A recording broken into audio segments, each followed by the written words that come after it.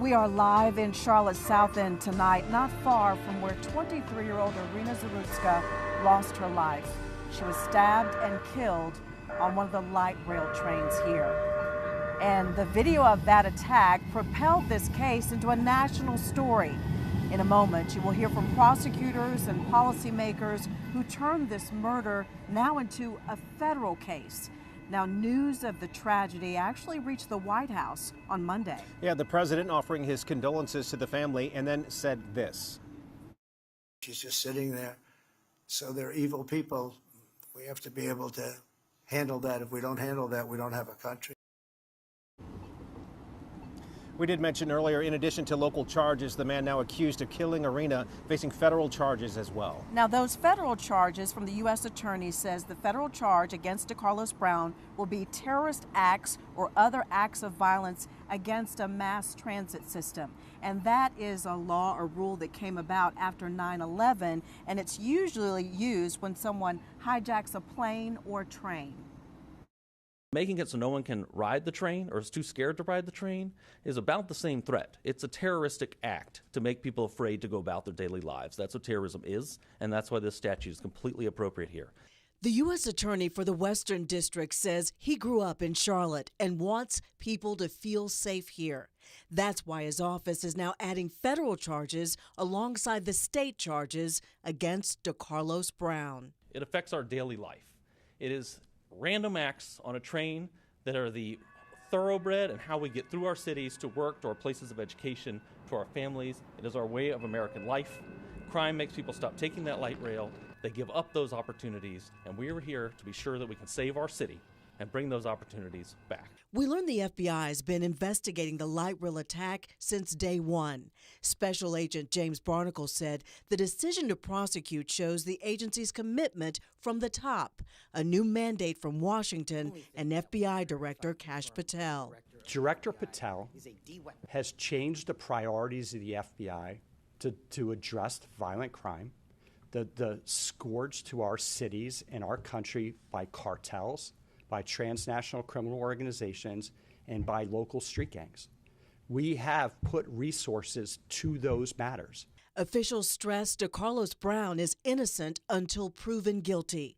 The maximum penalty for the federal charge is life in prison or the death penalty.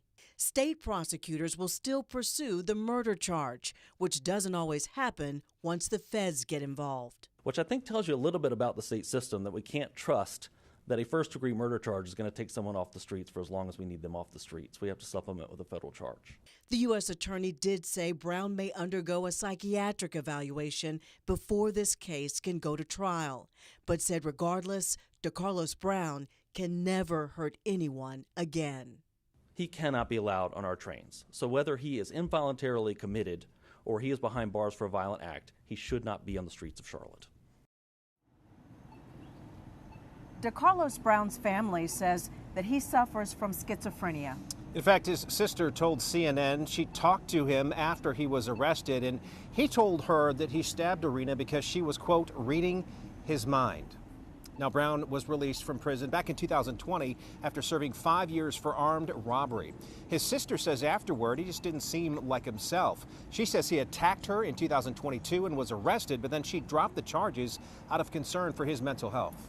Brown's mother told Channel 9 that she took him to a mental hospital to get help, but was told that they didn't have enough room to admit him. She said she then filed a petition with a magistrate for her son to get help.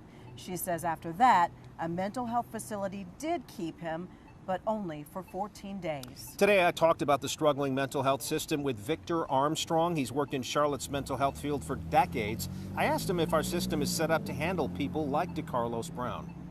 It's not as simple as one system, because you're talking about there being a mental health issue, you're talking about homelessness, you're talking about public safety issues. And so part of the challenge is that our system, as it's built now, is really so disjointed that it makes it difficult for someone like this not to fall through the cracks. Do you think there are other people out there like DeCarlos Brown who are on the verge of doing violence in Charlotte right now? Are there more people out there like this gentleman who are in need of mental health services and who are not getting those services? and who could meet with some kind of a negative outcome because of that. Absolutely.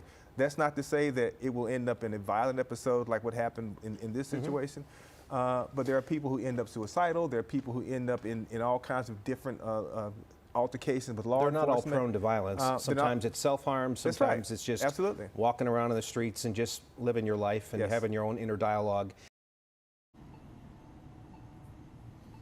Now, his attorney says, though, due to his history, he's going to have the mental health evaluated of Mr. Brown, that they can do that before the trial. Yes, and we don't know what strategy Brown's attorneys might take, but one prominent attorney who is not involved in this case did say that an insanity defense is possible.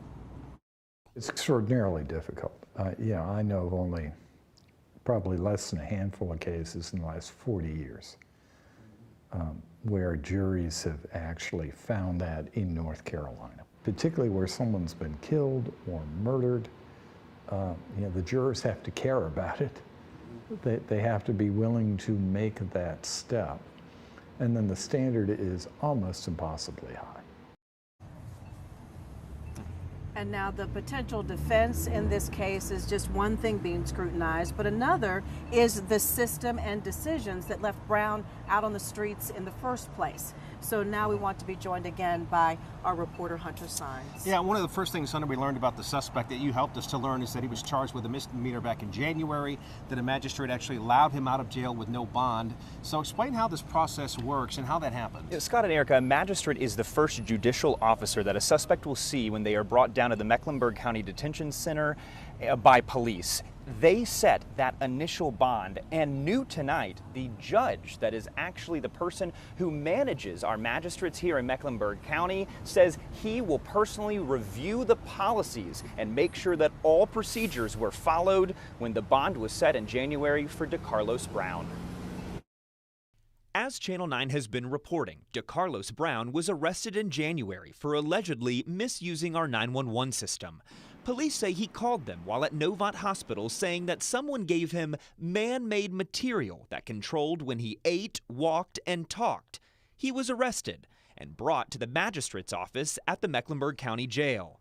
Magistrate Teresa Stokes was working that night. She gave Brown what's called a written promise to appear, no cash bond.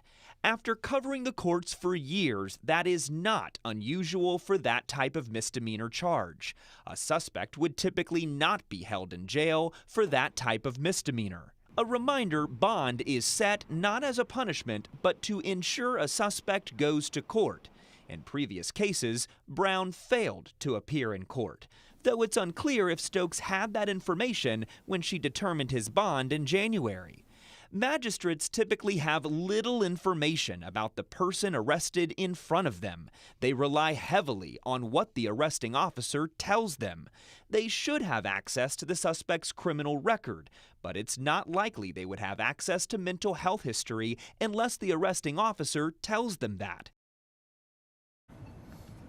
All right, we'll bring in Channel 9's Joe Bruno now with some new information. And Joe, earlier today you spoke with state lawmakers, and they say they want some changes made at the state level. Yeah, I spoke to Representative Tricia Cotham. She was one of the first state lawmakers to draw attention to this case. She says she was deeply moved by this case. And from the courts to the trains, she is now pursuing legislation that will hold people accountable.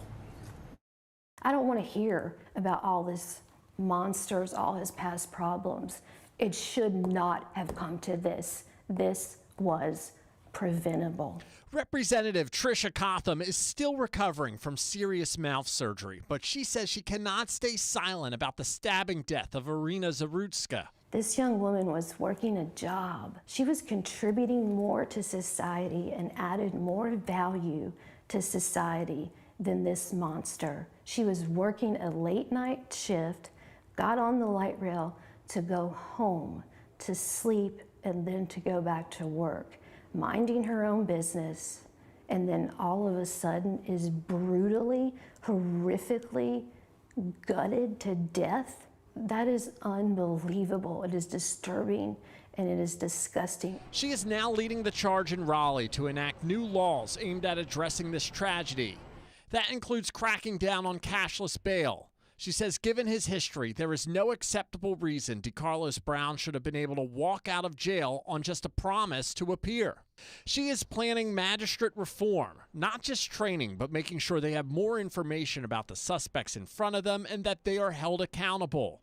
She wants to make it easier for them to be fired or reprimanded when they are not requiring secure bonds for people who are high risk. This man was not some good person. He's an evil, despicable monster, and a secured bond should have been demanded of him. She says she has secured 10 new assistant district attorneys for Mecklenburg County. They hinge on the budget passing. She wants mental health evaluations to happen faster and for people to be held accountable when they are not. And outside the courts, she says it is beyond comprehension that Katz doesn't routinely enforce fares. She says that needs to change immediately. I bet this girl bought a ticket. I bet she followed the rules, and this monster didn't. Nothing is free. It has to be, and I will put that into a law, that in fares, the fares will be enforced. Representative Cotham says she is tired of hearing platitudes from politicians. She says the time for action is now. Iryna's family deserves nothing less. I have not heard from our city leaders, quote, leaders, or other judicial officials at all during this crisis. That is very, very sad. Only now they want their name in lights and want to release a certain little blurb, probably to get you, Joe, off their back. And that's wrong. They're not thinking about Iryna. They're not thinking about her family.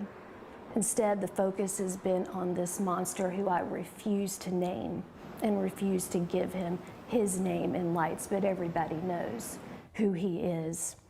And these are just a variety of things. There's still a lot more that can be done. And going back to the fair portion that Representative Cotham was talking about, it's kind of been like an open secret.